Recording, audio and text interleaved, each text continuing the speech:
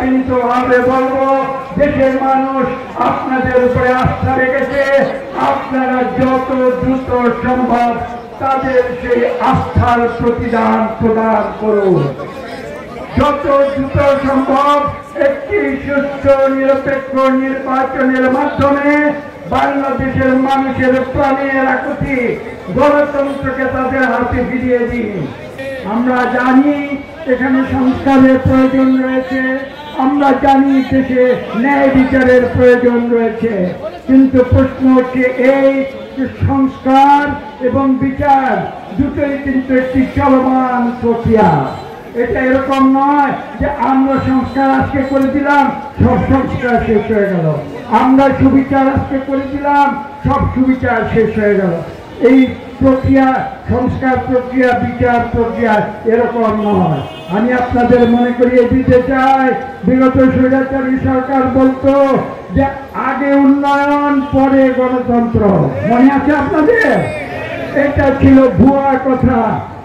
আজকে কারোর মুখে আমরা এটা শুনতে চাই না যে আগে সংস্কার হবে, আগে বিচার হবে, পরে গণতন্ত্র হবে, পরে নির্বাচন হবে। এই কথা আমরা আজকে অন্তর্বর্তীকালীন সরকারের মুখে শুনতে চাই। আমি যে কথা বলেছি, 3টি জিনিস শহীদ প্রেসিডেন্ট জিয়া রহমানের দেশপ্রেম, শৃঙ্খলা এবং উৎপাদনের রাজনীতি এবং এই 3 নীতি বাস্তবায়নের জন্য যে সততা, সেই সততা আপনারা অবলম্বন করবেন, তাহলে শহীদ প্রেসিডেন্ট জিয়ার প্রতি আমরা সঠিক শ্রদ্ধা প্রদর্শন করব।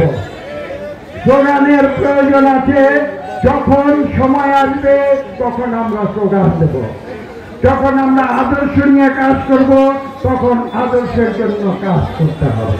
যখন আমরা ন্যায় নীতির জন্য কাজ করব তখন ন্যায় নীতির জন্য কাজ করতে হবে। যখন রাস্তায় নামার প্রয়োজন হয় তখন আমরা রাজপথে নামব। কিন্তু আপনাদের খেয়াল রাখতে হবে, শৃঙ্খলা বজায় রেখে আমাদের প্রতিটি দায়িত্ব সঠিকভাবে পালন না করলে আমাদের বিএনপির প্রতিষ্ঠাতা সভাপতি শহীদ প্রেসিডেন্ট জিয়া রহমানের প্রতি কিন্তু আমরা সঠিক শ্রদ্ধা প্রদর্শন করতে পারব না।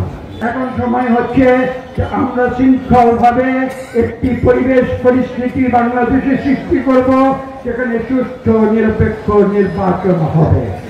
আমাদের ধৈর্য রাখতে হবে। আমরা 16 বছর ধৈর্য রেখেছি, আমরা আগামী কয়েক মাস আমরা ধৈর্য রাখবো।